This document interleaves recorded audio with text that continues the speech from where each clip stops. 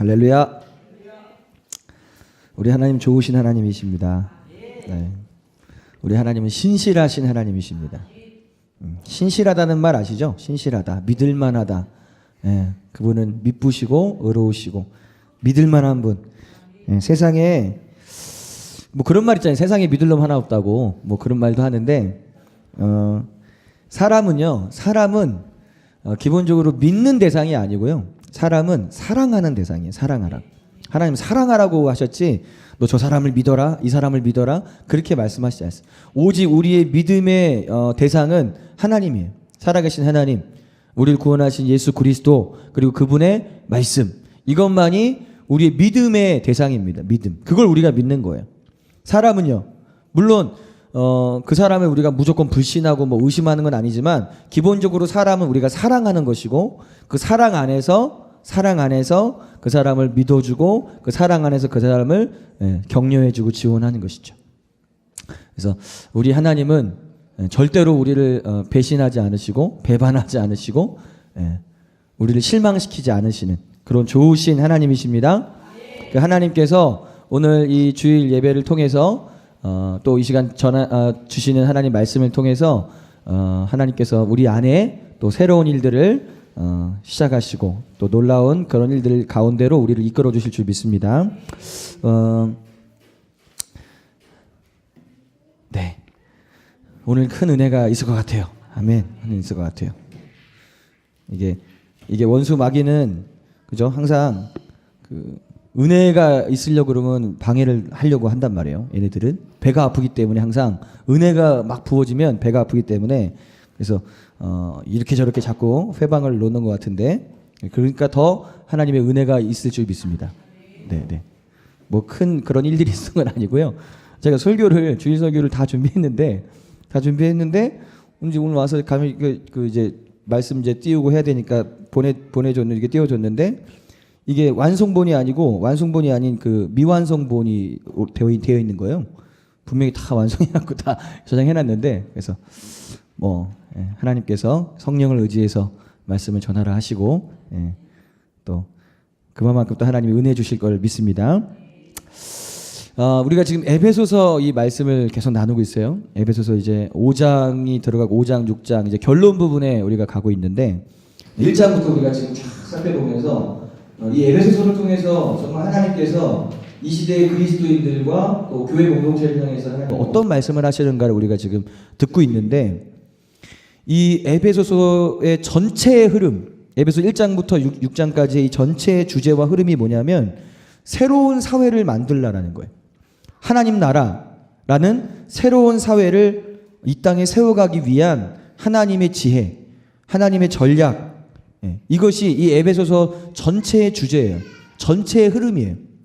어떻게 하면 이 땅에 하나님이 세우고자 하시는 그 하나님의 나라 그리고 새로운 사회, 그 사회를 만들어갈 수 있을 것인가, 그것에 대해서 다루고 있다고 이 책이요. 그러면서 이제 1장부터 3장까지는 뭐에 대해서 말씀을 나누냐면 1장부터 3장까지는 만물의 머리가 되시는 예수 그리스도, 만물의 머리다. 교회의 머리가 되실 뿐만 아니라 우주 만물의 머리가 되신 그 예수 그리스도와 그분의 복음으로 말미암아 이루어지게 된 온 인류의 구원과 온 우주적인 구원, 이것이 예수 그리스도를 통해서 이루어지게 되었다. 그리고 이것이 놀라운 비밀이다. 하나님의 놀라운 신비다. 그걸 사도 바울이 1장부터 3장까지 그걸 선포하고 있어요. 하나님의 놀라운 그 신비에 대해서, 그 놀라운 비밀에 대해서, 예수 그리스도 그분으로 말미암아 이루어지게 된 구원과 놀라운 그 하나님의 은혜, 그걸 선포하고 있어요. 그 가운데 그리스도인들과 교회 공동체에 대한 비밀을 나누고 있죠. 그 안에서 그리스도인들은 어떤 사람들이며 그 안에서 교회는 도대체 어떤 곳인가에 대해서 사도 바울이 그걸 선포하고 있어요. 왜냐하면 하나님께서는 이 땅을 새롭게 하기를 원하시는데, 다시 말하면 이 땅에 하나님의 나라를 세워가기를 원하시는데 무엇을 통해서 그렇게 하실 것인가? 그게 바로 그리스도인들과 교회 공동체이기 때문이에요. 이 땅에 존재하는 그리스도인들과 교회 공동체를 통해서 하나님은 이 땅에 새로운 사회, 하나님의 나라를 세우기를 작정하신 거예요. 그래서 하나님이 예수 그리스도를 통해서 이 땅에 사람들을 구원하셔 그리스도인이 되게 하시고 교회를 세우신 거죠. 교회 공동체를 세우신 거죠. 그래서 이제 바울이 4장에 들어가서 4장에서 이 그리스도인들과 교회 공동체를 향한 하나님의 놀라운 비전과 계획을 선포합니다. 우리가 그걸 들었죠? 그리스도 안에서 일치해야 된다. 그죠? 그리스도 안에서 일치와 또한 그리스도 안에 있는 다양성, 이것이 함께 어우러질 때 교회가 건강하게 그리스도의 장성한 분량에 이르기까지 자라가게 될 것이다. 이건 뭐 교회에 대한 비전이에요. 이런 영광스러운 교회가 세워져야 한다. 이 땅의 교회들은 그렇게 영광스러워져야 한다. 4장에서 그 말씀을 선포하죠. 그러면서 이제는 새 사람이 되었으니 옛 사람을 벗어버리고 새 사람답게 살아가라. 이렇게 권면을 한 것이에요. 이제 결론 부분이라고 할 수 있는 이 5장과 6장에서 사도 바울은 이제 뭘 말하냐면 구체적으로 그러면 어떻게 그리스도인들과 교회 공동체가 이 사회에 어떻게 구체적으로 빛이 되게 될 수 있으며 어떻게 이 사회를 구체적으로 변화시켜 갈 수 있을 것인가, 그 전략을 말해줘요. 이 결론 부분에 가서 굉장히 중요한 부분이죠. 중요한 부분이죠. 그래서 우리가 지난 시간에 5장을 처음 나눴습니다. 1절부터 14절까지 나누면서 뭐에 대해서 나눴어요? 이제는 빛의 자녀답게 살아가라. 단순히 교회 안에서만의 빛이 아니라 그리스도인들은 그냥 교회 공동체라는 그 테두리 안에서만의 빛이 아니라 세상의 빛으로 부르심을 받았단 말이에요. 그리고 예수님이 그랬잖아요. 너희는 세상의 빛이다. 세상의 빛. 근데 사람들이 착각해요. 너희는 교회 안에서만 빛이고 세상에 나가면은 똑같이 어둠이. 오늘날의 그리스도인들의 모습과 오늘날의 교회 공동체의 모습 가운데 그런 부분들이 나타나고 있는 거죠. 그리스도인과 교회는 빛인데 교회 공동체 안에서만의 빛이 아니라 세상에서도 빛이어야 되는데 세상에서 빛된 삶을 살지 못하고 있던 거죠. 그러다 보니까 세상이 점점 어두워져 가는 거예요. 빛이 필요하다. 빛이. 그래서 지난 시간에 너희가 빛이다. 예수 그리스도가 빛이시고 그 빛을 소유한 자들. 그래서 이제 그 빛 가운데서 사랑을 받는 자녀같이 사랑받는 자. 나는 사랑받는 자다. 그리고 그 사랑을 이용하는 것이 아니라 그 사랑 안에서 거룩한 삶을 살아가는, 이게 빛으로 살아가는 것에 아주 중요한 것이다 말씀을 드렸어요. 그래서 지난 시간까지 우리가 거기까지 나눈 것입니다. 빛으로 사는 것의 중요성, 그리스도인들과 교회의 공동체가 왜 빛이 되어야 되는가, 그리고 오늘날에 얼마나 이 빛이 필요한가. 그렇잖아요. 오늘날에 빛이 필요하죠. 세상이 시간이 가면 갈수록 점점 어두워져 가요. 성경에서 예언한 대로예요. 이사야서에서 말씀하신 대로 세상이 점점 어두워져 가나 그러나 일어나라 빛을 발하라. 우리에게 말씀하시는 거죠. 하나님께서. 교회 공동체야, 그리스도인들이여 일어나서 빛을 발해라. 그래야 세상이 밝아지게 될 것이기 때문에 이제 오늘부터는 이제 구체적인 전략들을 나눌 거예요. 이 시간 이제 몇 주 남지 않았는데 그 시간들을 통해서 이렇게 하면 진짜 사회가 바뀌어질 수 있구나를 여러분 발견하실 거예요. 정말로 하나님 말씀은 진실이기 때문에, 진리이기 때문에 이 말씀을 통해서 저도 이 말씀을 이제 또 계속 연구하고 준비하면서 이 말씀을 받고 준비하면서 지금 하나님께서 저희에게 주신 이 KNP라는 왕 같은 제사장의 비전이거든요. 이 비전의 이 무브먼트, 이 비전의 방향이, 이 방향성이 정말로 성경적이구나를 다시 한번 깨달았어요. 이 말씀을 제가 보고 연구하고 통해서 더 분명하게 와닿는 거예요. 이 방향이 맞구나. 주님이 우리에게 주신 이 비전이 무엇인데 이것에 대해서 우리가 나아가고 있는데 이 방향이 정말로 맞구나, 성경적이구나. 이거를 이제 확인할 수 있었어요. 그걸 이제 오늘 말씀을 통해서 여러분 또 확인하실 수 있을 겁니다.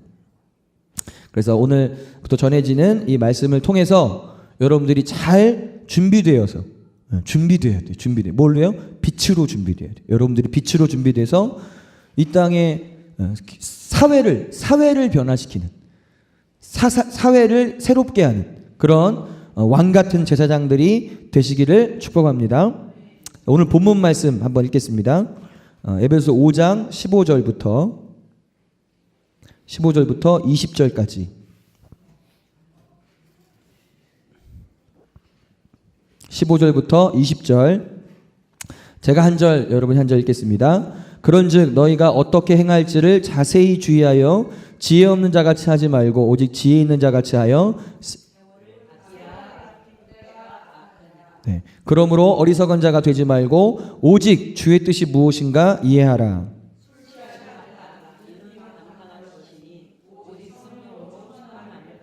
시와 찬송과 신령한 노래들로 서로 화답하며 너희의 마음으로 주께 노래하며 찬송하며 같이요. 범사에 우리 주 예수 그리스도의 이름으로 항상 아버지 하나님께 감사하며 아멘. 오늘 여기까지 나눌 건데요. 여기에 아주 중요한 전략이 나와요. 아주 중요한 전략. 15절 16절에 보니까 너희가 어떻게 행할지를 자세히 주의하여 자세히 주의해야 된다. 그래서 지혜 없는 자같이 하지 말고 지혜 있는 자같이 해라. 왜? 세월이 악해.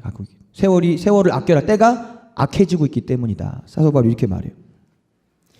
요즘 시대를 말하면서 이렇게 말하죠. 굉장히 우리가 정말 빠른 시대를 살아가고 있다. 모든 게 다 빨라요. 안 빠른 게 없어요. 인터넷 보세요. 엄청납니다.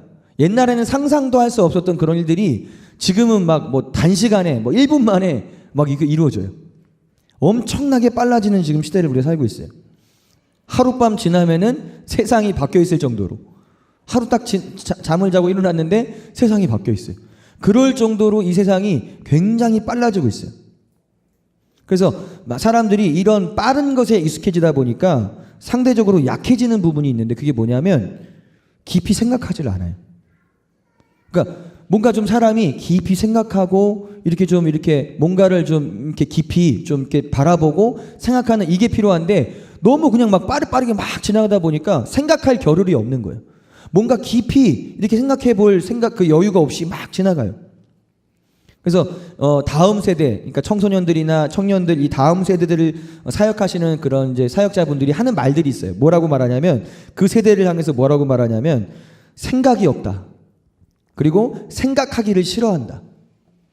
그리고 깊이 생각하지 않는 세대다. 이렇게 표현해요. 이 다음 세대를 향해서 아이들이, 청소년들이, 청년들이 생각하는 걸 싫어하는 거예요. 뭔가 깊이 생각하고 그래서 이것이 옳은 것인가 아닌가, 이것이 과연 무엇인가에 대해서 그냥 생각하지 않고 자기들이 그냥 보고 듣고 하는 대로 그냥 무조건 답습해버리는 거예요. 그리고 그대로 따라하고. 이게 지금 이 시대의 다음 세대들의 모습입니다. 왜요? 시대가 그렇게 빨라지고 있어요. 지난 시간에도 제가 말씀드린 것처럼 우리의 삶에 있어서 속도보다 방향이 중요해요. 따라해보세요. 속도보다 방향이 더 중요하다. 네. 이거 너무 중요한 거예요. 그냥 무조건 빠르게 간다고 좋은 게 아니에요. 속도보다 방향이 중요해요. 그래서 지혜자였던 전도서 기자가 이렇게 말했죠. 9장 11절, 그 다음에 12장 13절에 보면 이렇게 말해요. 내가 다시 해 아래서 보니 빠른 경주자들이라고 선착하는 것이 아니며 용사들이라고 전쟁에 승리하는 것이 아니며 지혜자들이라고 음식물을 얻는 것도 아니며 명철자들이라고 재물을 얻는 것도 아니며 지식인들이라고 은총을 입는 것도 아니니 이는 시기와 기회는 그들 모두에게 임함이니라. 이렇게 말해요. 이게 뭐예요? 빠른 경주자라고 해서 선착하는 게 아니다. 지혜가 있다고 해서 항상 성공하는 것도 아니다. 무조건 빠르게 뭔가를 많이 가지고 있고 빠르게 나간다고 해서 성공하는 것이 아니다. 그러면서 12장 13절에 이 전도서의 결론입니다. 일의 결국을 다 들었으니 하나님을 경외하고 그의 명령들을 지킬지어다. 이것이 모든 사람의 본분이니라. 이것이 방향이라는 말이에요. 이게 방향. 이 방향이 없이 그냥 무조건 빠르게 가요? 이 방향이 없이 지혜를 많이 얻고 지식을 많이 얻고 유명해지고 성공해요? 나중에요 다 물거품 돼버려요. 한순간. 실제로 그렇잖아요.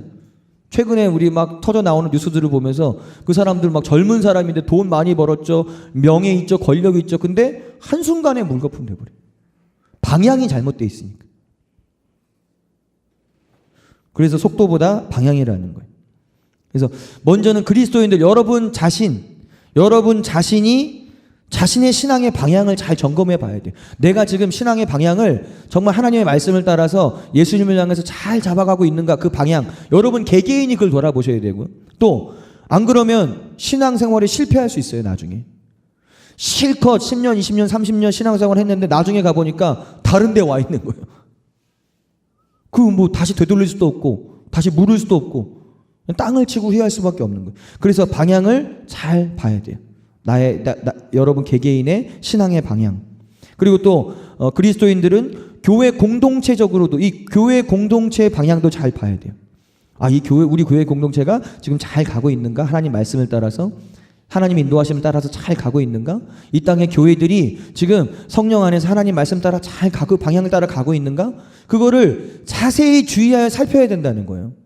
자세히 주의해서. 주의하지 않으면 그냥 지나쳐 버리니까요. 그냥 좋은 게 좋은 거야. 그냥 잘 가고 있어. 괜찮아 하고 있는데 실제로는 괜찮지 않은 거죠. 그러면 안 되잖아요. 또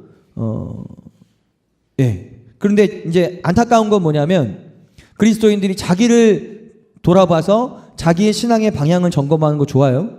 그 다음에 또 교회 공동체의 그 방향을 점검하는 것도 좋아요. 근데 여기에 머물러 있는 경우들이 많은 것 같아요. 여기까지 딱 머물러 있는 경우들이 많은 것 같아요.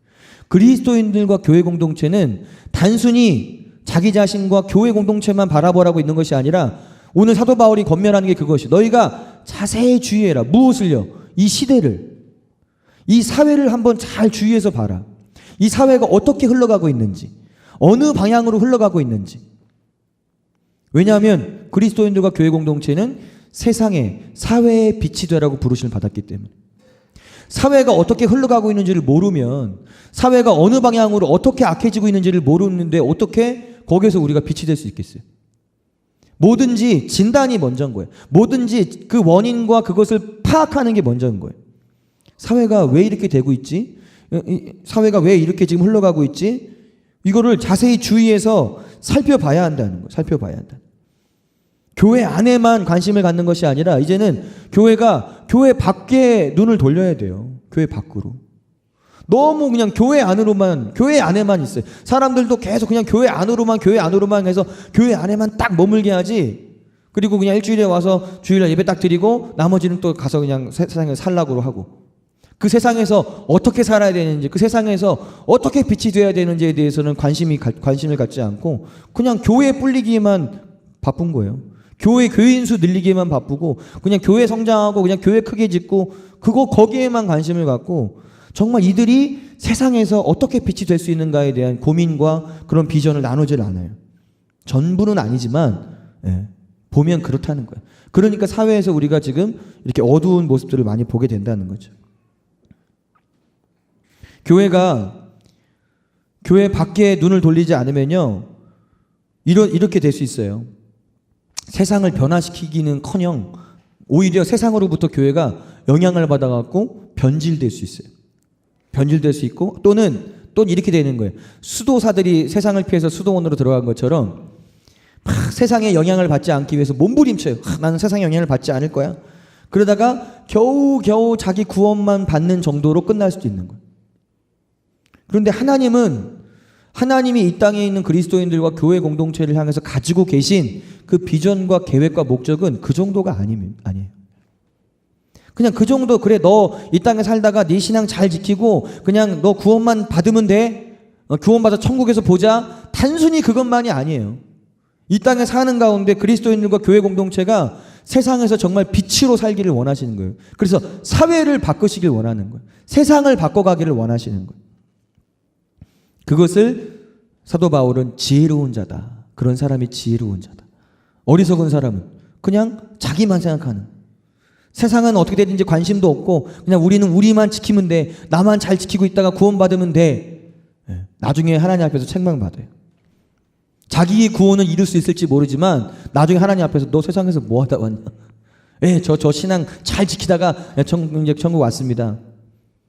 그것만도 감사한 거고 다행이긴 하지만 하나님의 목적과 계획은 단순히 그게 아니란 말이에요. 저와 여러분들을 향한, 우리 영광스러운 교회 공동체를 향한, 또 이 땅의 많은 교회 공동체를 향한 하나님의 비전은 그 정도가 아니에요. 그래서 우리가 이 빠른 이 시대에 우리가 해야 될 게 첫 번째가 뭐냐면 잠시 멈춰서서 한번 생각해 보는 거예요. 한번 살펴보는 거예요. 이 사회를 자세히 한번 둘러보면서 이 땅의 가정이 어떻게 되고 있는지, 어떻게 무너지고 있는지, 이 땅의 교육계가 어떻게 무너지고 있는지, 이 땅의 정치와 경제와 이 땅의 엔터테인먼트, 문화예술, 언론과 종교와 이 과학기술이 지금 어떤 방향으로 가고 있는지에 대해서 관심을 가져야 돼요. 그래서 그 방향이 정말 하나님이 기뻐하시고 하나님이 원하시는 하나님 말씀대로 나아가는 그런 방향이라면 어떻게 해요? 환영해야죠. 그리스도인으로서 환영하고 지원해야겠죠. 그런데 만약에 그렇지 않고 하나님을 대적하고 하나님의 말씀에서 어긋나고 벗어나는 그런 방향으로 가고 있다면, 그리스도인들은 어떻게 됩니까? 뭐 해야 됩니까? 물론 기도해야죠. 기도는 당연한 거예요. 그런데 때로는 기도를 자기 합리화의 도구로 사용하는 사람들이 있어요. 자기가 해야 될 일을 해야 되는데 그건 하지 않으면서 그냥 기도만 하고 있는 거예요. 그거 안 됩니다. 그거는 올바른 균형 있는 신앙생활이 아니에요. 기도는 당연히 하는 거예요. 근데 하나님은 언제 역사하시냐면 우리가 기도할 뿐만 아니라 기도하고 나서 하나님 말씀에 순종해 나아갈 때 하나님이 역사하시는 거예요. 나는 아무것도 안 하고 있고 그냥 기도만 하고 있으면서 하나님이 다 알아서 해주세요. 다 알아서 해주세요. 나는 순종하지도 않고 하나님은 나에게 이렇게 말씀하시고 이렇게 순종해라. 이걸 행해라. 이 감동을 따라 행해라 하는데 아무 순종도 안 하고 그냥 하나님이 다 해주세요. 하나님이 다 해주세요. 이거 잘못된 신앙입니다. 그리스도인은 기도해야 돼요. 그리고 자세히 살펴야 돼요. 그리고 그것을 위해서 기도해야 돼요. 하나님 앞에. 하나님, 지금 이 땅의 가정들이 이렇게 무너져 가고 있습니다. 하나님, 이 땅의 교육계가 이렇게 무너져 가고 있습니다. 이 땅의 정치가 잘못된 방향으로 가고 있습니다. 기도해야 돼요. 그리고 나서 어떻게 해요? 여러분이 해야 될 일을 해야 되는 거예요. 여러분의 가정에서 여러분이 해야 될 일을 해야 되는 거예요. 여러분의 직장에서 여러분이 해야 될 일을 해야 되는 거예요. 그럴 때 하나님이 도와주시고 역사하셔서 여러분을 통해서 빛을 비추시는 거예요. 그런데 이제 잘못된 방향으로 가고 있다면 그리스도인으로서 당연히 기도해야 되고, 그래서 그 방향이 달라질 수 있도록 뭔가를 해야 되는, 누군가는 그 일을 해야 돼요. 그게 바로 그리스도인들이에요. 그게 바로 교회 공동체예요. 그것을 위한 방법과 그것을 위한 전략이 도대체 무엇이냐는 거죠. 이걸 우리는 어디서 봐야 돼요? 하나님의 말씀에서 봐야 돼요. 그냥 사람이 만들어낸 방법, 그냥 사람이 만들어낸 어떤 전략, 그런 거 갖고 안 됩니다. 막 앞에 나가서 막 무조건 데모하고 그러면 돼요? 아니, 그 하나님의 방법이 아니잖아요. 하나님은 하나님의 말씀대로 행하세요. 그리고 하나님의 방법대로 행하세요. 사회를 변화시키고 사회를 바꿔가는 것도 그냥 누가 만들어낸 이렇게 하면 됩니다. 1, 2, 3, 4 해가지고 이런 방법대로 하면 사회가 바뀝니다. 근데 그것이 단순히 그냥 사람의 지혜에서 나온 거라면 그건 이루어질 수 없다는 거예요. 하나님의 지혜, 하나님의 방법, 하나님의 전략이 무엇인가, 그걸 우리가 알아야죠. 성경은 우리에게 그것을 말해주고 있습니다. 성경은요, 단순히 우리 신앙생활 잘하고 구원받아라 그것만 말씀하고 있는 책이 아니에요. 성경은 어떻게 하면 도시와 지역과 나라와 사회를 변화시킬 수 있는지에 대한 지혜가 담겨있는 책이에요. 그러니까 좀 넓게 우리가 바라봐야 돼. 하나님을 그냥 교회 안에서만 하나님으로 생각하는 경향이 있어요. 교회 안에서만 계시고 세상은 어두우니까 세상 거기에는 하나님이 안 계셔. 그래서 우린 교회 안에만 있어야 돼. 우리 신앙을 지키기 위해서 마치 카타콤같이 그 동굴 속에 들어와가지고 거기서만 자기를 지키고 해야 돼. 아닙니다. 하나님은 교회 안에도 계시지만 하나님 세상에도 계세요. 요한복음 3장 16절 말씀이 뭐예요? 하나님이 교회를 사랑하사, 당연히 교회 사랑하시죠. 하나님이 세상을 사랑하사, 세상을 이처럼 사랑하사 독생자를 주셨으니. 그죠? 하나님은 세상을 사랑하세요. 세상이 악하죠. 세상이 어둡죠. 그러나 하나님은 세상을 사랑하세요. 그래서 구원하기를 원하시는 거예요. 그래서 변화시키시길 원하시는데 그 통로가 그리스도인들과 교회 공동체란 말이에요. 바로 우리들이라는 거예요. 우리들. 저와 여러분들. 첫 번째이면서 가장 중요한 전략. 그게 뭐예요? 18절에 나오죠. 18절. 술 취하지 말라. 이는 방탕한 것이니 오직 성령으로 충만함을 받으라. 이것이 그리스도인들과 교회 공동체가 이 땅을 새로운 사회로 만드는 데 있어서 가장 중요한 전략이고 가장 첫 번째예요. 이것이 안 되면 아무것도 이루어질 수 없어요. 그리스도인들과 교회 공동체가 이 성령의 충만함, 이것이 되지 않고 있는데 그 다음 스텝을 걸을 수가 없는 거예요. 그 다음 스텝을. 사도 바울이요, 지금 대조하고 있는데 뭘 대조하고 있냐면 이 세상 사회와 그다음에 그리스도인들을 대조하고 있는데 이 사회의 모습을 뭐라고 표현하는지를 보세요. 술 취함과 방탕함이라고 표현해요. 그러니까 단순하게 표현한 것이지만 그 안에 다 들어가 있어요. 세상은 술에 취해 있습니다. 또한 세상은 다른 것들에 많이 취해 있어요. 돈에 취해 있고 명예에 취해 있고 권력에 취해 있고 잘못된 사상과 잘못된 이론에 취해 있고 육체의 쾌락에 취해 있어요. 그 결과가 뭐예요? 방탕함. 그냥 자기 마음대로 사는 거예요. 방탕하게 사는 거예요. 이게 세상의 모습이에요. 어두워져 있는 그 세상 사회의 모습이에요. 그리고 우리는 TV를 통해서 언론을 통해서 그런 모습들을 그런 결과들을 실제로 보고 있어요. 그런 방탕함의 결과들. 근데 참 안타까운 건 뭐예요? 세상뿐만 아니라 그리스도인들과 교회 공동체마저도 잘못된 것에 취해 있어서 방탕함에 빠져 있는 그런 그리스도인들과 교회 공동체들도 있다는 거죠. 세상에 빛이 되어야 되는데 그 빛을 잃어가고 있는 거예요. 교회가. 그래서 다시 그 빛을 회복해야 돼요. 다시 그 빛을 회복해야 돼요. 이것이 되지 않으면서 아니 자기가 빛이 아닌데 어떻게 세상에 빛을 비추겠어요. 그러니까 교회가 빛이 되기 위한 가장 중요하면서 첫 번째 원리, 그건 바로 성령의 충만함을 받는 거예요. 그리스도인들이 성령이 충만하면 그 성령의 충만함 속에서 하나님이 일하세요. 그럼 이제 반대로 생각해 보세요. 반대로. 왜 그럼 이 땅에 교회들이 빛을 못 발하고 있는가? 성령이 충만하지 않는 거예요. 이 땅의 그리스도인들이, 이 땅의 교회 공동체가 왜 이렇게 약해져 있는가? 성령이 충만하지 않은 거예요. 여러분 개개인, 우리 개개인도 다 마찬가지예요. 왜 우리가 신앙생활을 하면서 빛을 뭐 내 안에 이렇게 뭔가 빛이 뿜어져 나오는 그런 생명력이 왜 흘러나오지 못하고 있는가? 첫 번째는 성령 충만하지 않아서 그런 거예요. 여러분 성령 충만해 보세요. 그러면 신앙생활이든 여러분 가정생활이든 사회생활이든 달라질 수밖에 없어요. 이게 너무 중요해요. 성령 충만이. 자, 그래서 오늘은 이 성령 충만, 어떻게 하면 그러면 진짜 성령 충만해질 수 있는가? 네? 성령 충만. 어떻게 하면 성령 충만해질 수 있습니까? 여러분이 이 말씀을 듣고 실제로 해보세요. 그렇게 되는지 안 되는지 한번 실제로 해보세요. 하나님의 말씀이 거짓은 아니잖아요. 여러분이 성령 충만한 받고 싶으세요? 성령으로 충만해지고 싶으세요? 그러면 오늘 말씀대로 행하세요. 하는 사람들은 성령으로 충만해질 것이고요. 그렇게 안 하는 사람은 안 될 거예요. 성령 충만이 안 될 거예요. 자, 네 가지를 여러분에게 말씀드릴 겁니다. 성령 충만을 위한 네 가지. 골로새서 3장 16절 말씀을 한번 띄워줄 수 있나요? 이게 아마 정리가 안 돼 있을 수 있어요. 원고가. 네, 그래서 제가 읽어드릴게요. 골로새서 3장 16절의 말씀에 뭐라고 나와 있냐면 그리스도의 말씀이 너희 속에 풍성히 거하여 모든 지혜로 피차 가르치며 권면하고 시와 찬송과 신령한 노래를 부르며 감사하는 마음으로 하나님을 찬양하고 이렇게 말씀하고 있거든요.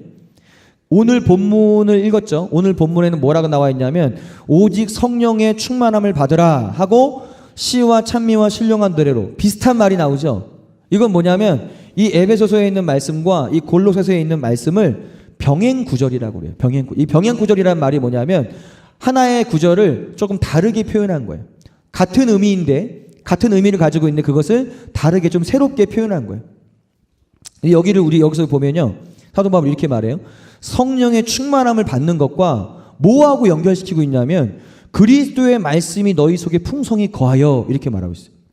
다시 말해서 성령의 충만함과 하나님의 말씀 이것의 연관성. 여러분이 성령으로 충만해지고 싶으면 뭘 해야 되냐면 하나님의 말씀이 여러분 속에 풍성히 거해야 돼요. 여러분 속에 하나님의 말씀이 풍성히 거하지 않고 있는데 나는 성령 충만하고 싶습니다. 안 돼요. 안 돼요. 그냥 애쓴다고 되는 게 아니에요. 잠깐 되는 것 같아도 또 안 돼요. 자, 성령 충만을요. 불이 붙는 거로 생각해 보자고요. 불이 붙으려면 불이 붙어서 불이 계속 활활 타려면 뭐가 있어야 돼요? 가장 중요한 게 뭐가 있어야 돼요? 탈 수 있는 재료가 있어야 돼요. 그 재료. 그 재료가 뭐예요? 하나님 말씀인 거예요. 하나님의 말씀이라는 그 재료가 많으면 많을수록 거기에 불을 붙이면 불이 계속 타는 거예요. 그런데 재료가 없어. 그냥 종이 한 장이 딱 있어요. 그거 불 붙여보세요. 순간 확 붙다가 사라져버려요. 왜? 재료가 사라지니까. 하나님의 말씀이 그리스도의 말씀이 너희 속에 풍성히 거할 때 그 말씀 위에 성령의 불이 붙는 거예요. 그래서 활활활 타는 거예요. 말씀을 읽으면 읽을수록, 말씀을 내 속에 담아두면 담아둘수록 재료가 많아지니까 성령님이 더 그 안에서 운행하시고 역사하시고 하는 거예요. 그러니까 이 성령 충만과 하나님의 말씀은 뗄래야 뗄 수 없는 관계입니다. 뗄래야 뗄 수 없는 관계. 근데 특별히 이 말씀을요, 무슨 말씀이라 그랬냐면 그리스도의 말씀이 너희 속에 풍성히 거하여 그랬어요. 사도 바울이. 성경은 그냥 우연히 기록된 게 의도를 가지고 있어요. 사도 바울이 이렇게 말한 이유가 있는 거예요. 그리스도의 말씀이 너희 속에 풍성히 거해야 된다. 자, 이 말의 의미. 말씀이 다 같은 말씀이 아닙니다. 오늘날의 교회들과 목회자를 통해서 선포되는 말씀들이 다양한 말씀들이 있어요. 물론 성경적이고 또 아름다운 그런 말씀들을 전하시죠. 그런데 어떤 말씀들은 그리스도의 말씀이 아닌 경우가 있어요. 그냥 사람의 말, 그냥 장로의 유전, 장로의 전통, 바리새인들과 서기관들이 주장했던 그냥 그런 거 가르치는 거예요. 맨날 교회 가면 하나님 말씀이 아니라 그냥 목사가 하고 싶은 말, 그냥 뭐라 그래 그거를 그냥 신세 한탄 그냥 막 하고 싶은 말, 누구 막 공개적으로 막 까고 똑바로 하세요. 이 집사님 누구 똑바로 하세요. 그런 말만 하고 있지 진짜 그리스도의 말씀을 전하지 않아요. 그러니까 성도들이 그리스도의 말씀을 들어야 되는데, 그리스도의 말씀이 풍성해야 되는데 매 사람의 말, 매 어떤 전통적이고 그냥 교리적인 말만 듣다 보니까 거기에 불이 붙을 수가 없죠. 비유를 따지면 나무가 있긴 있는데 나무가 물이 젖은 나무예요. 물이 젖어가지고 거기에 불을 아무리 붙이려고 해도 연기만 날 뿐이지 불은 안 붙어요. 굉장히 적절한 비유라고 생각합니다. 나무는 나무인데 물이 다 젖어 있어요. 거기에 어떻게 불 붙일 거예요? 마치 그런 것처럼 말씀은 말씀인데 그리스도의 말씀이 아니다 보니까, 또 이 그리스도의 말씀이란 뭘 말하냐면 그리스도의 복음을 말합니다. 복음. 예수 그리스도에 관한 것, 그분이 행하신 것, 그분이 행하신 일, 이 그리스도에 관한 복음, 이 말씀이 선포돼야 되는데 그렇지 않고 다른 말씀, 이상한 말씀이 선포되면 거기서 성령이 역사하실 수가 없는 거죠. 성령님은 이 땅에 오셔서 하시는 일이 뭐냐면 예수 그리스도를 증거하시는 거예요. 성령님이 하시는 가장 중요한 일은 바로 그것이에요. 모든 성령의 역사를 통해서 결국에 예수 그리스도가 누구신가? 그분이 구원자시다. 예수 그리스도가 하나님의 아들이시다. 그래서 예수 그리스도를 높이시기 위해서 이 땅에 성령님이 임하신 거거든요. 결국에는. 그러면 교회에서 그 예수 그리스도를 높이는, 예수 그리스도를 증거하는 복음을 전하고 예수 그리스도를 선포하면 어떻게 되겠어요? 성령님이 역사하실 수밖에 없는 거예요. 성령님이 운행하실 수밖에 없는 거예요. 이해가 되시죠? 얼마나 그리스도의 말씀이 얼마나 중요한가. 저와 여러분 안에, 먼저 우리 안에 그리스도의 말씀이 풍성히 거해야 돼요. 여러분 성경을 읽으셔야 돼요. 성경을 안 읽고는 그것이 불가능합니다. 필요하면 성경을 외우기도 하셔야 돼요. 한 절씩. 예? 강제로 시키기 전에. 예? 타율적, 자율이 아니라 타율로 하기 전에 스스로 자발적으로 하시란 말이에요. 아멘? 하루에 한 장이든 두 장이든 세 장이든 여러분 시간 되는 대로 여러분 밥 삼시세끼 다 드시면서 간식도 다 챙겨 드시고 다 하잖아요. 그럼 말씀 한 장 있는 거, 말씀 두 장 있는 거 그렇게 어렵지 않잖아요. 근데 이거를 여러분이 계속 하셔요. 읽으세요.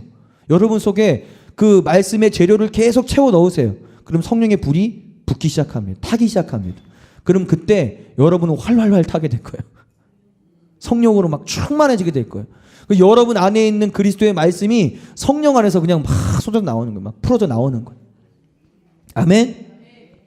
이 예가 실제로 사도행전에 나와요. 사도행전 10장에 보면 어떤 사건이 있냐면 사도행전 10장 44절로 46절의 말씀인데 이 사건이 무슨 사건이냐면 베드로가 이방인이었던 고넬료의 집에 초청을 받은 거예요. 그러니까 예수님을 알지 못하는 이방인들, 그들에게 와가지고 초대를 받아가지고 어떻게 해요? 이제 베드로가 뭘 전해요? 그들에게 복음을 전해요. 예수 그리스도의 복음을 전해요. 이방인 고넬료의 가정에게. 그랬더니 성경이 기록하기를 뭐라고 기록되어 있냐면 사도행전 10장에 보니까 10장 44절로 46절 말씀인데요. 이렇게 되어 있어요. 베드로가 이 말을 할 때에 성령이 말씀 듣는 모든 사람에게 내려오시니 이렇게 기록하고 있어요. 그럼 이 말이 무슨 말입니까? 예수 그리스도의 복음을 선포한 거예요. 그리스도의 말씀을 선포한 거예요. 그럴 때 듣는 자들에게 누가 임하셨다고요? 성령이 임하시니.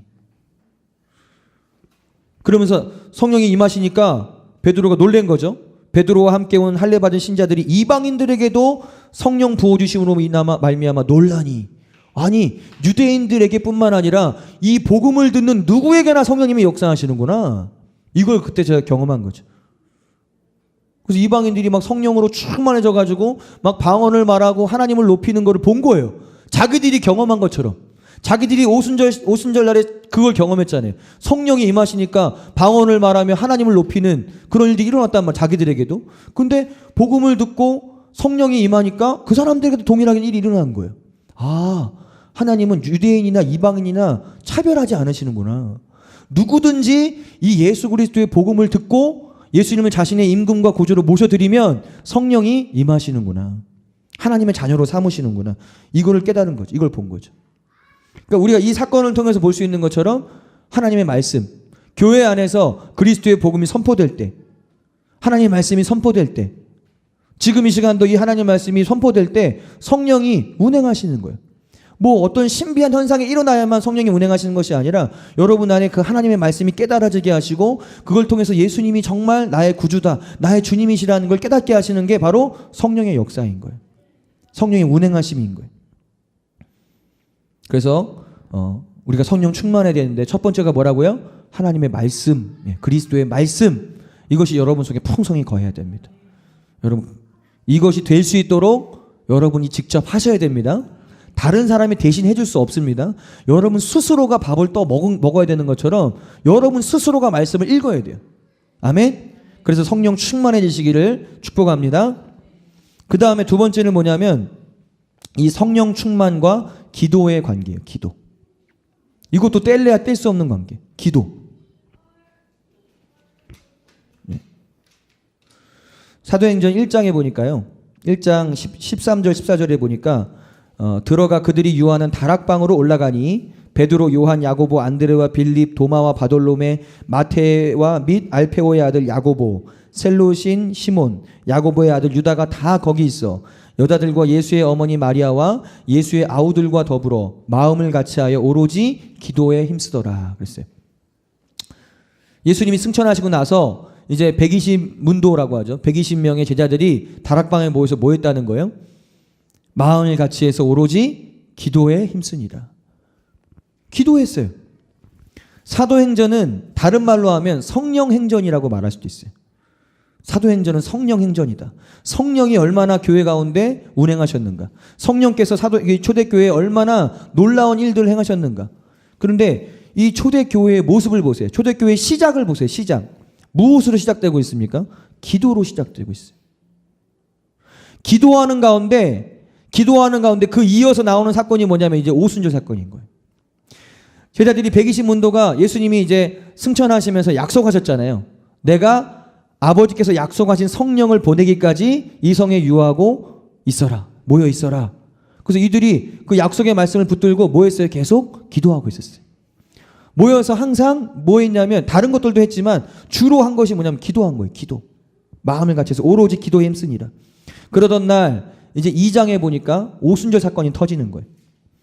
오순절 날이 이미 이름에 그들이 다 같이 한 곳에 모였더니 다 같이 한 곳에서 모여서 뭐 하고 있었을까요? 밥 먹고 있었을까요? 그냥 뭐 놀고 있었을까요? 그냥 교제만 하고 있었을까요? 아니에요. 모여서 한 곳에서 기도하고 있었던 거예요.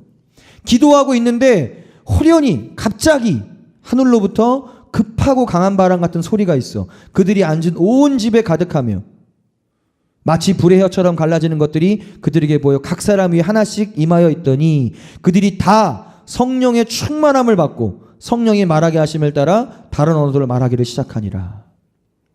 이게 터진 거죠. 이 제자들이 모여서 기도하고 있을 때 기도하는 가운데 하나님의 성령이 호련이란 말은 갑자기란 말이에요. 갑자기 하나님이 임하신 거예요. 약속하신 그 성령이 그 기도하고 있는 그 무리들 가운데 임하신 거예요. 그래서 그들이 다 성령으로 충만해졌다. 기도와 성령 충만의 관계. 여러분, 기도하지 않고 또 성령 충만할 수 없어요. 자, 불을 붙일 때 아까 재료가 필요하다고 그랬죠. 재료. 근데 재료만 갖고 됩니까? 불이? 산소가 없으면 꺼져요. 산소를 딱 차단해 보세요. 그럼 불이 안 붙어요. 잠깐 붙는 것 같아도 싹 그냥 꺼져 버려요. 기도는 우리가 많이 하는 얘기로 호흡이라고 말해요. 호흡.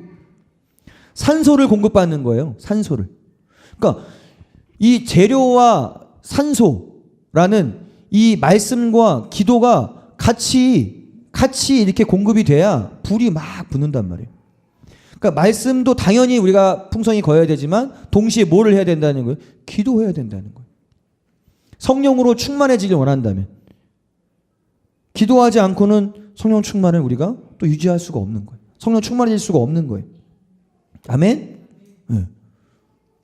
우리 지금 저녁마다 지금 기도회 하고 있습니다. 월요일은 쉬고 화요일부터 지금 계속 기도회 하고 있는데, 그냥 영적인 어떤 느낌이 뭐냐면, 뭔가 이렇게 하나님이 이렇게 조금씩 그 불을요, 이렇게 지피고 계신다는 느낌이 들어요. 어떤 이제 산소가 조금씩 바람이죠. 바람처럼 이렇게 조금씩 그 공기가 이렇게 공급되면서 그러면서 이제 그 안에 불이 이렇게 조금씩 붙고 있는 듯한 느낌이 있어요. 영적인 느낌이 그래요. 이럴 때 어떻게 해야 됐습니까? 더 말씀으로, 더 기도로 막 공급하는 거예요. 말씀과 기도로 재료와 산소를 막 공급하면 어떻게 되죠? 불이 확 타오르겠죠. 성령의 불이. 성령의 충만하심이 우리 가운데 부어지게 될 거란 얘기예요. 그렇게 될 것입니다. 그리고 제가 믿기로는 이 시간 가운데 그 기도하는 가운데 기도를 하길 원하고 사모하는 분들이 분명히 있어요. 이 영상을 보시는 분들도 나중에 보시는 분들 중에도 그 기도에 목말라하는 분들이 있을 거예요. 저희 교회는 늘 저녁마다 열어놓고 있습니다. 누구든지 와서 기도하실 수 있습니다. 기도하면 이 오순절에 일어났던 이런 사건, 호련히 갑자기 하나님의 영이 운행하셔서 성령의 충만한 그런 사건들이 일어나게 될 것이에요. 하나의 말씀을 좀 더 보면은 이 사도행전 4장 23절에 보면요, 이 기도와 성령 충만에 관한 내용이에요. 기도와 성령 충만.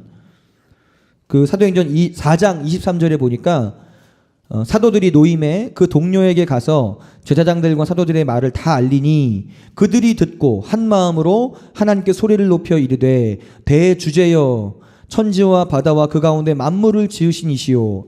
이게 지금 어떤 상황이냐면 사도들이요, 복음을 전하다가 감옥에 갇혀 있다가 이제 풀려난 거예요. 위협을 막 했어요. 너희 복음 전하지 마. 너희 예수 그리스도의 이름으로 말씀 전하지 마. 그렇게 하지 마. 왜요? 막 병든 자들이 치유되고 막 하나님의 성령의 역사들이 막 일어나니까 그 당시에 종교 지도자들, 종교적인 사람들, 바리새인들, 서기관들, 장로들 이런 사람들이 막 위협한 거예요. 야, 그런 거 하지 마. 이상한 거 하지 마. 왜 병자들을 치유하고 말이야. 왜 안진뱅이를 일으키고 왜 그런 일을 하냐고. 막 위협해요. 그리고 가둬놨다가 다시 이제 풀어준 거죠. 풀어주니까 사도들이 와서 그 동료들 있잖아요. 그 같이 신앙생활을 하고 있는 그 공동체 안에 와갖고 보고를 하나님이 어떻게 하셨는지를 얘기를 하고 그 다음에 같이 뭐 하냐면 이제 기도하기 시작해. 하나님 앞에. 그 기도 내용이에요. 하나님 앞에 막 기도합니다. 대주제여 하나님 아버지 그러면서 막 기도하면서 이제 29절 30절 31절에 보니까 주여 이제도 그들의 위협함을 굽어보시고 또 종들로 하여금 담대히 하나님의 말씀을 전하게 하여 주시오며 손을 내밀어 병을 낫게 하시옵고 표적과 기사가 거룩한 종 예수의 이름으로 이루어지게 하옵소서라고 기도했어요. 그리고 나서 성경을 보니까 31절에 빌기를 다하매 기도하기를 마침에 모인 곳이 진동하더니 무리가 다 성령이 충만하여 담대히 하나님의 말씀을 선포하니라. 무리가 모여서 함께 기도해서 하나님 앞에 하나님 지금 우리가 이런 위협을 받고 있습니다. 하나님 이 땅의 교회들이 무너져가고 있습니다. 하나님 이 땅의 그리스도인들이 빛을 잃어가고 있습니다. 주님 우리가 빛이 되게 해주시고 이 땅의 교회들이 빛이 되게 해주십시오. 막 기도해요. 기도를 하고 난 다음에 어떤 일이 벌어나요? 그 모인 곳이 진동하더니 이게 무슨 지진이 일어났다는 말이 아닙니다. 성령이 임하시니까 성령이 충만해지니까 막 진동이 일어나는 거예요. 성령님이 역사하실 때, 성령님이 임재하실 때, 꼭 그걸 우리가 그걸 이렇게 너무 추구할 필요는 없어요. 나타나는 현상들이 있을 수 있어요. 현상들이. 성령님이 임하실 때 느껴지는 그런 어떤 현상들이 있을 수 있는데 때로는 불처럼 막 뜨겁게 느껴지기도 하고요. 성령을 불이라고 표현하잖아요. 또 어떨 때는 시원한 바람처럼 느껴지기도 하고요. 개인적으로 저는 성령님이 이게 임재하시고 뭔가 지금 막 성령님이 운행하시는 거야 할 때 지금 이제 가만히 제가 한 10여 년을 이렇게 가만히 보니까 항상 나타나는 현상이 하나가 있는데 뭐냐면 몸이 진동하기 시작해요. 그냥 사람이 있는데 몸이 진동해요. 여기서부터 이렇게 막 그 어떤 성령의 그 임재하심과 함께 진동이 막 이렇게 있어요. 그 몸이 막 떨려요. 몸이 떨려. 그리고 이렇게 그런 상황에서 성령 안에서 제가 이렇게 나중에도 나누겠지만 안수 사역을 하거나 안수를 이렇게 할 때 제가 이렇게 손이 막 떨릴 때가 있어요. 그건 제가 일부러 막 이렇게 떠는 게 아니에요. 그냥 손을 얹었을 뿐인데 성령이 운행하시니까 몸이 제가 떨리면서 손도 같이 떨리는 거예요. 성령이 운행하실 때. 그러니까 그런 현상들이 나타날 때가 있어요. 그게 뭐 항상 그래야 되는 건 아닌데 그럴 때가 있다는 말이에요. 여기서 말하는 진동이 그런 거예요. 모인 곳이 마치 진동하는 것처럼 사람들이 막 이렇게 막 뜨거워지고 막 영적인 진동이 일어난 거죠. 그리고 나서 성령으로 충만해졌다. 그리고 나가서 담대히 하나님의 말씀을 전했다. 여러분 성령으로 충만해지길 원한다면 기도하셔야 됩니다. 여러분 기도의 시간을 가지셔야 돼요. 여러분 개인적으로 기도할 뿐만 아니라 또 이렇게 모여서 하는 기도의 시간도 필요한 거예요. 그럼 그 가운데 하나님이 운행하셔요. 역사하셔요. 저는 그거를 영적으로 이렇게 느껴져요. 감지가 돼요. 뭔가 지금 하나님이 이곳에서 일하시기 시작하는구나. 어떤 성령의 지금 바람이 조금씩 불어오고 있구나. 그 성령의 불이 조금씩 지금 타오르고 있구나. 이게 더 거세지게 될 것이다.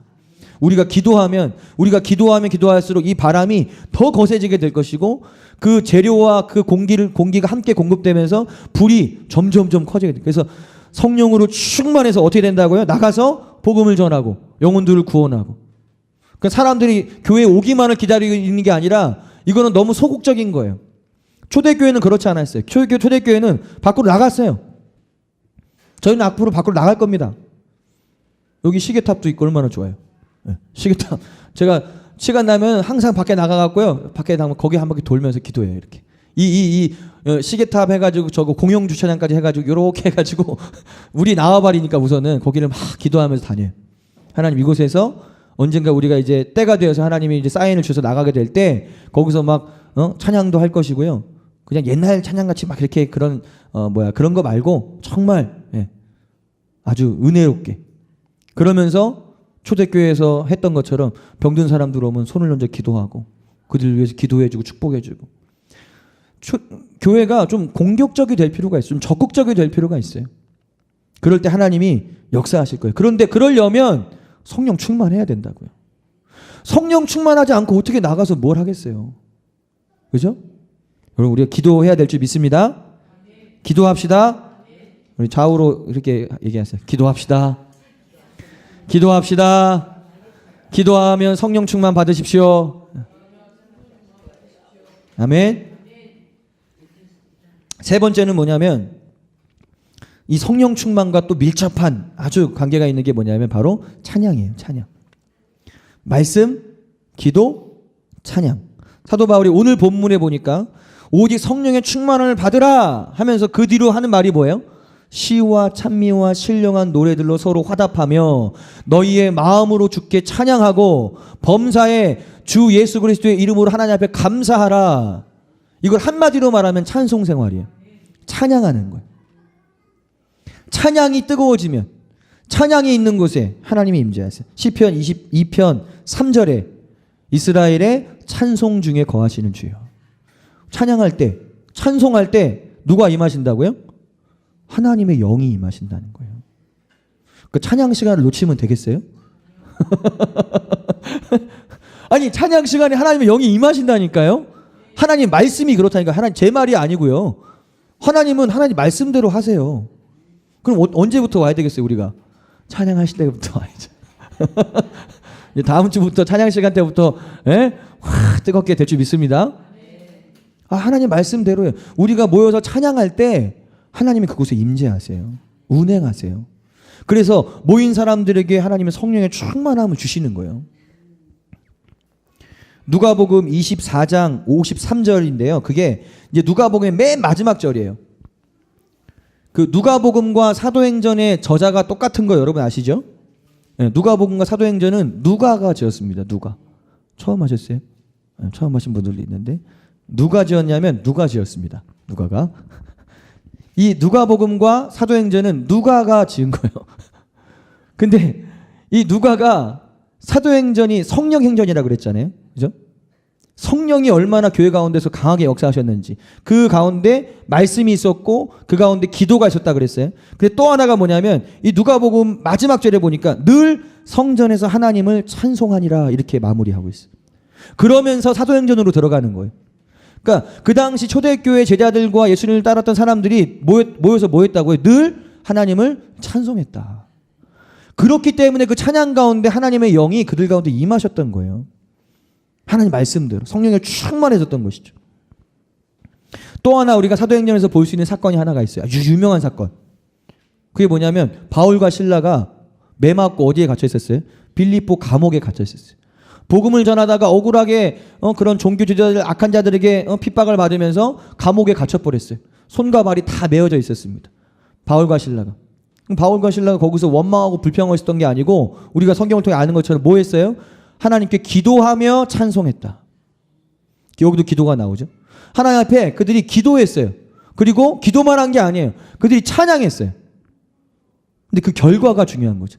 그렇게 기도하고 찬양했더니 어떤 결과가 일어나냐면 똑같아요. 성령이 임하셔서 그 모인 곳에 진동이 갑자기 지진같이 진동이 일어나더니 메어있는 것들이 다 풀어지는 거예요. 손과 발과 감옥의 문이 막 다 열려버리는 거예요. 누가 열지도 않았는데, 그러니까 그 감옥의 간수가 와갖고 놀래가지고 도대체 누가 이걸 열었냐 그러면서 이제 죄수들 다 도망갔구나, 난 이제 죽었다. 그래갖고 자결을 하는 순간에 자결하지 마라, 죽지 말아라, 우리 여기 있다. 그러니까 이 사람이 놀란 거죠. 이건 하나님의 역사구나. 이건 하나님이 아닌 것은 불가능한 거구나. 그리고 앞에 와갖고 내가 어떻게 하면 구원을 받을 수 있습니까? 주 예수를 믿으라. 그러면 너와 내 집이 구원을 얻으리라. 이 사건이잖아요. 이 사건. 이 사건의 중심에 뭐가 있어요? 바울과 실라가 하나님 앞에 기도하고 찬양했다는 거예요. 찬양 가운데 하나님의 영이 임하셨어요. 그 메어 있는 것들이 풀어졌어요. 이 일들이요, 실제로 영적인 영역에서 동일하게 일어납니다. 말씀과 기도와 특별히 이제 찬양, 우리가 막 찬양을 하잖아요. 찬양 가운데 하나님의 영이 임하세요. 그러면 그 하나님의 영이 임하셔서 뭐 하시겠어요? 뭘 하시냐면 갇힌 것들로부터 우리를 자유케 하시는 거예요. 매여 있는 것들로부터 자유케 하시는 거예요. 질병으로부터 우리를 자유케 하시고, 어떤 악한 영의 세력들로부터 그 눌림으로부터 자유케 하시고, 뭔가 매여져 있는, 뭔가 속박되어 있는 부분들이 있다면 하나님 그걸 자유케 하시는 거예요. 아멘? 그게 예배 가운데 일어나는 일들입니다. 말씀과 기도와 찬양을 통해서 하나님의 영이 운행하셔서 하시는 일들이 바로 그거예요. 갇힌 자들이 막 자유케 되고, 질병으로 고통당하는 자들이 막 치유되고 회복되는, 변화되는 그런 일들이 일어나는 것이죠. 그런데 이 찬양에 있어서 우리가 잘 모르고 있는 부분이 있어요. 오늘날의 그리스도인들과 교회 공동체가 놓치고 있는 부분, 전부는 아닐지라도 잘 놓치고 있는 부분 중에 하나가 뭐냐면, 사도 바울이 찬양을 하라고 하는데 어떻게 찬양을 하라고 해요? 세 가지로 딱 나눴는데, 하나는 뭐냐면 시와 찬미와 신령한 노래로 화답하래요. 이게 성경에서 말하고 있는 찬양 생활이에요. 시와 찬미와 신령한 노래, 이거 뭘 말하는 겁니까? 시와 찬미와 신령한 노래가 도대체 뭐가 시와 찬미와 신령한 노래예요? 그걸 지금 다 설명하기는 어렵지만 간략하게 나중에 이걸 좀 자세하게 나눌 시간이 있겠지만, 이거가 되게 중요해요. 오늘날의 그리스도인들의 찬송 생활, 또 어떤 교회 안에서의 찬양의 어떤 그런 모습들을 보면은 대부분이 뭐냐면 그냥 찬송가를 좀 부르거나, 아니면은 복음성가를 부르더라도 그냥 악보에 있는 대로, 악보에 그려져 있는 대로 그것을 같이 그냥 따라서 부르는 정도, 딱 그 정도의 찬양이에요. 그런데 성경이 말씀하고 있는 찬양은 그런 게 아니에요. 그걸로 포함은 할 수 있지만 그것이 전부는 아니에요. 성경에서 말씀하고 있는 찬송 생활은 시와 찬미와 신령한 노래를 하래요. 신령한 노래 여러분 해보셨어요? 신령한 노래? 그걸 하래요. 그럼 그게 뭔지를 알아야 될 거 아닙니까? 신령한 노래. 이 신령한 노래는 성령 안에서 갑자기 터져 나오는 노래를 말하는 거예요. 즉흥적으로 갑자기 내 안에서, 성령 안에서 하나님을 막 찬양하고 싶은 그런 열망이 막 올라오면서 그것을 그게 터져 나오는 거예요. 그걸 성령 안에서의 노래라고도 표현하고, 어떤 사람들은 즉흥적인 노래라고 표현하기도 하고, 어떤 사람들은 그걸 예언적인 노래라고도 표현하는 거예요. 이 부분은 되게 방대한 거기 때문에 다 다룰 수는 없어요. 그러나 이런 찬양이 회복돼야 돼요. 이런 찬양이. 또 그 다음에 너희 마음으로 주께 노래하며 찬송하라 그랬죠. 마음으로 노래하며 찬송하라. 우리가 지금 사실은 잘 하고 있는 것 중에 하나예요. 악보를 가지고 노래하고 찬양하는 거 잘 하고 있어요. 근데 이 안에도 뭐가 들어가 있냐면 영어 성경을 가만히 보면 메이킹 멜로디라는 단어가 나와요. 메이킹 멜로디. 뭐냐면 멜로디를 만들어라. 너희 안에서 성령이 주시는 감동을 따라서 그 감동 안에서 멜로디를 만들어서 그걸 표현해라. 그런 의미가 여기에 있는 거예요. 그러니까 간혹 제가 이거 찬양을 하다가 어떤 상황에 그 악보에 있는 게 아닌데 그냥 어떤 그 안에서 이렇게 멜로디를 이렇게 만들어낼 때가 있어요. 그 굉장히 성경적인, 저도 몰랐거든요. 저도 제가 왜 그러는지 몰랐어요. 이걸 알고 있던 게 아니라 그렇게 되더라고요. 그 예배하고 기도하고 혼자 막 기도하고 예배하고 찬양하는데 하나님의 영의 감동이 있어서 뭔가를 그냥 표현해내는데 그냥 어떤 멜로디들이 막 이렇게 흘러나오고 때로는 어떤 막 시적인 말들이 나오기도 하고 막 하나님 내가 얼마나 사랑하는지 얘기해 고백하기도 하고 하나님이 얼마나 놀라운 분인지를 막 고백하기도 하고 또 나에게 막 위로가 되는 말씀을 내가 하기도 하고 스스로에게 때로는 다른 사람들에게도 그런 위로의 말들을 막 전하기도 노래하면서 찬양하면서 그게 뭔지 몰랐거든요 처음에는. 그런데 제가 말씀을 읽고 또 이런저런 책들을 통해서 아 이것이 굉장히 성경적인 것이구나. 성령 안에서 우리가 하나님을 지금 예배하고 있는 것이구나. 그거를 확인하게 됐어요 오히려. 그 말씀을 보니까 실제로 그게 있는 거예요. 시와 찬미와 신령한 노래로 서로 화답하고 너희 마음으로 주께 노래하고 찬양하며 멜로디를 만들어서 고백하라는 거예요. 그러니까 즉흥적으로 작곡을 해서 하나님께 올려드리는 거예요. 이런 찬양 생활이 그리스도인들 안에서 풀어져야 돼요. 있어야 돼요. 교회 안에서 이런 찬양이 있어야 돼요. 근데 잘 보기 힘들죠. 그냥 성가대 찬양이 있고 그냥 악보대로 부르는 찬양은 있는데 이런 정말 성경에서 말하고 있는 시와 찬미와 신령한 노래 그리고 멜로디를 만들어서 주님께 막 즉흥적으로 올려드리는 이런 찬양, 성령 안에서의 찬양, 다시 말하면 즉흥적이고 예언적인 이런 찬양이 회복되어 있지 않아요. 많이. 이것이 회복될 때 하나님의 영이 충만하게 운행하시는 거예요. 아멘. 이 예배가 우리 안에서 더 회복되기를 저는 바랍니다. 그렇게 될 줄 믿습니다. 그러니까 하나님의 영광스러운 교회를 세우실 때 또한 하나님이 저에게 주신 그 은혜가 있는데 바로 그런 은혜가 있는 거예요. 그 예배, 그런 예배를 회복시키는 그거에 대해서 가르치고 또 실제로 그렇게 예배를 드릴 수 있도록 사람들을 격려하고 함께 예배하도록 그런 어떤 예배에 있어서의 어떤 그 DNA를 하나님 주신 것 같아요. 그러니까 늘 제 마음에는 항상 그 관심의 그 초점이 뭐냐면 예수님의 복음과 예배 이거예요. 이 두 가지가 너무 중요한데 어떻게 하면 이것이 회복될 수 있을까에 대한 고민을 계속 하게 하시는 거예요. 근데 이 두 가지의 고민이 정말 너무 중요한 고민이라는 걸 성경을 통해 또 우리가 계속 확인하게 되는 결론에 가서 말씀드릴게요. 마지막 하나가 있어요. 성령 충만에 대해서 마지막 하나. 첫 번째 뭐라고요? 말씀. 두 번째 기도. 세 번째 찬양. 네 번째 안수. 웬 안수? 안수. 성경은 안수를 통해서 성령님이 임재하시는 사건을 말하고 있어요. 기록하고 있어요. 8장에 사도행전 8장에 보니까 제가 읽을게요. 14절부터 예루살렘에 있는 사도들이 사마리아도 하나님의 말씀을 받았다함을 듣고 베드로와 요한을 보내매 베드로와 요한은 오늘날로 말하는 목회자들을 말합니다. 목회자들을 보내매 그들이 내려가서 그들을 위하여 성령 받기를 기도하니라. 이는 아직 한 사람에게도 성령 내리신 일이 없고 오직 주 예수의 이름으로 세례만 받을 뿐이더라. 이에 두 사도가 목회자가 그들에게 안수함에 성령을 받는지라. 그러니까 사람들이 성령을 받는 데 있어서 통로가 하나가 뭐냐면 안수예요. 안수. 근데 오늘날의 교회들 안에서 안수를 언제 하냐면 어떤 특별한 예식이 있을 때만 하는 거예요. 이 흰 장갑 딱 끼고 무슨 뭐 할 때 이렇게 임직식 할 때나 그럴 때만 안수를 하지 평상시에는 잘 안수를 안 하는 경향이 좀 있는 것 같아요. 그러나 성경은 안수에 대해서 말합니다. 안수하라고. 물론 함부로 아무에게나 아무 때나 안수하라고 말씀하진 않아요.